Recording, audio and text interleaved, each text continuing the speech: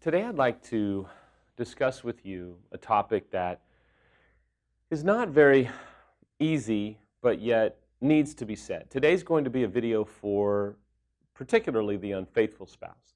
I would invite you, the betrayed, if you want to understand more about the heart, the mindset, the life of the unfaithful, to go ahead and watch it. But if you're an unfaithful spouse, I'm glad that you're here. I am thankful that you've come to watch this video. I hope it helps you. I hope it speaks to your heart. I hope it speaks to your situation. This is a bit of a different video blog, so I don't know how much your betrayed spouse or partner is going to want to process it with you, or if they're even in the picture. But what I do know is what it's like to be an unfaithful spouse, and it's gut-wrenching. Your whole life changes. You fluctuate from a mindset that says, you know what, I'm so ashamed, I'm so discouraged, I hate myself, I hate what I've done, everybody should forsake me, I'm just kind of a worthless piece of crap, I can't believe I've done this, I've invited disaster upon my life, to another shift sometimes where you're like, you know what, screw everybody. Everybody makes mistakes, I blew it, I can't believe I did it, but it's terrible, I hate it, but yet if my spouse or partner wasn't doing this, I wouldn't have done it, and so I'm going to show the world, and everybody can go to hell. It's up to me to kind of regroup, and whoever's with me is with me, and whoever's not, screw them anyway, but I'm going to be my own self, and everybody can kind of just deal with it. And then there's everything in between, where you fluctuate from feeling sorry for yourself, an incredible amount of pity, to genuine humility and genuine desire to make it right with everyone in your world that has been affected. Then there is the hopelessness and the despair, potentially even the suicidal thoughts that come.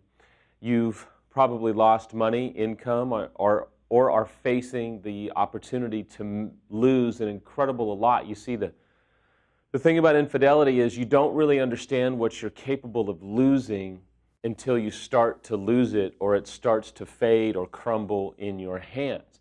Betrayed spouses, I told you, this is really for the unfaithful, so I want you to understand that I'm maybe not going to get into the complexities of always trying to maybe explain the other side of it on this particular blog. I really try in all of them, but today I want to speak right to you unfaithful.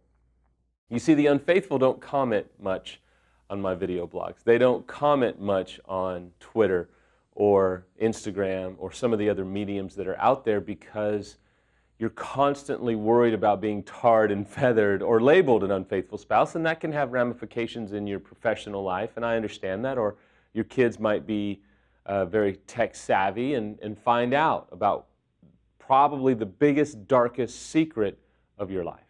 Fortunately or unfortunately, because the situation differs, I've had people find out. I've lost some pretty lucrative business deals because a gentleman who was probably not the most moral, upstanding individual who would later actually go to prison for embezzlement threatened to expose me to clients. I've been at a dinner party and had a few very uncomfortable conversations. I get it, okay? I've lived what you're probably afraid of happening. I've lived what you are living, and I get it. But I really want to meet you where you're at today, and I want to help you understand that you're going to make it through this. You're going to get to the other side of this. It doesn't feel like it. Most days you feel like, I'd rather curl up in the fetal position, stay in bed, or drink myself to sleep. Or you may kind of go to work and bury yourself in your work, or bury yourself in, taking care of your kids, or just stay busy to not have to think about the agony that you feel deep down inside. There's another edge, if you will, where you hate what you've done and you kind of even hate yourself, but you don't know really how to get clean or sober or even present. And so you have a well-meaning conversation with your spouse and that spirals. And you didn't mean for it to spiral. You didn't want it to spiral, but it does spiral. And then you start to, unfortunately, knee-jerk react out of some real dysfunctional behavior and some defensiveness and placating and excusing away what you've done. And even while you're doing it, you know that you shouldn't be doing it, but you're doing it and you don't know how to break free of the behavior that you're in. While you're navigating through the monstrosity of consequences and hurt and pain, then there's the seemingly crumbling of your image, all that you've worked for, and you start to have these thoughts where it's like, how can I ever rebound from this? Now, I've also done the alternative, right? Which is, I'm going to be fine. I'm going to rally, and I'm going to get back up, and I'm going to kick butt and take names. And let me just tell you, there's a force inside of me, and here it comes. And I've been there, and then the next hour been drunk. Or I've been there, and the next hour been suicidal. Like, I understand the fluctuating emotions and hurt and pain that you can go through sometimes every few minutes, right? I mean, the mind can play so many tricks on you, and you can feel so hopeless, and then you have a good conversation with your spouse, and you have a good night with your spouse, and all of a sudden hope arises. You're singing songs of gratitude, of joy. The next day you think is going to be phenomenal, and maybe you are done with the agony and it only gets worse. See, I understand that, and I really want to tell you today, there is a way through. It's not always going to be like this. You hold the power to decide what this infidelity makes of you. You hold the key on who you become as of a result of one of the most devastating choices that you have ever made in your life. You see, your choices from here on out are going to determine who you become and what you become. You are not a worthless piece of crap, and your life is not over as it seems right now. It probably feels like it some days, and you feel like I'll never be valuable again, I'll never have self-confidence again, or I'm never going to make an impact again, or you may kind of be more along the lines of, man, I just will never be the same again. You're exactly right. You're never going to be the same again, and that doesn't have to be a bad thing.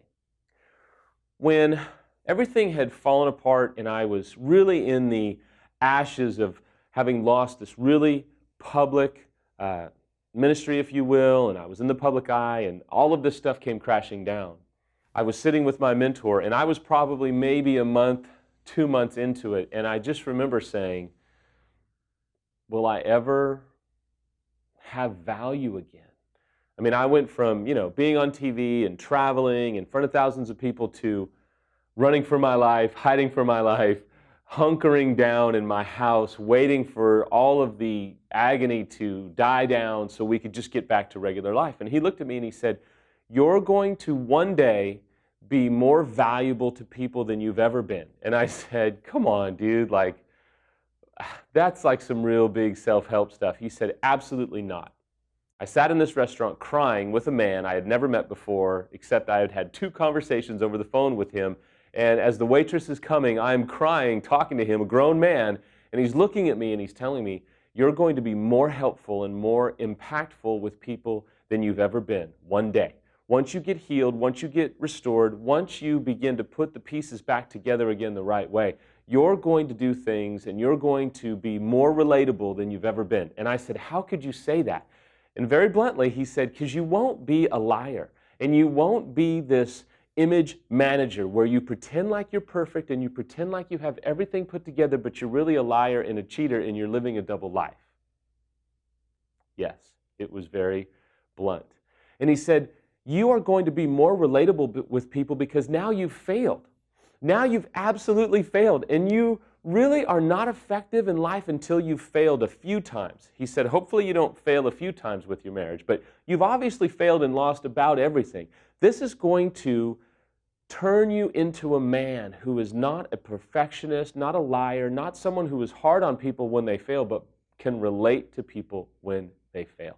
And my appeal to you is to not make any decisions about who you're going to become one day unless it's a desire to become a better person, who desires to not live a double life, who desires to get clean or get healthy or get the help that you need, to no longer go back to the person that you were, because the person that you probably were had some good, but probably had some real dark secrets. And until you're willing to shed light on that darkness in your soul, you're probably going to continue to spin your wheels. But as you desire to get healthy, as you desire to come into the light, if you will, of truth, and as you desire to come into a healthy self-image and get the help that you need, you will be amazed at the person that you become.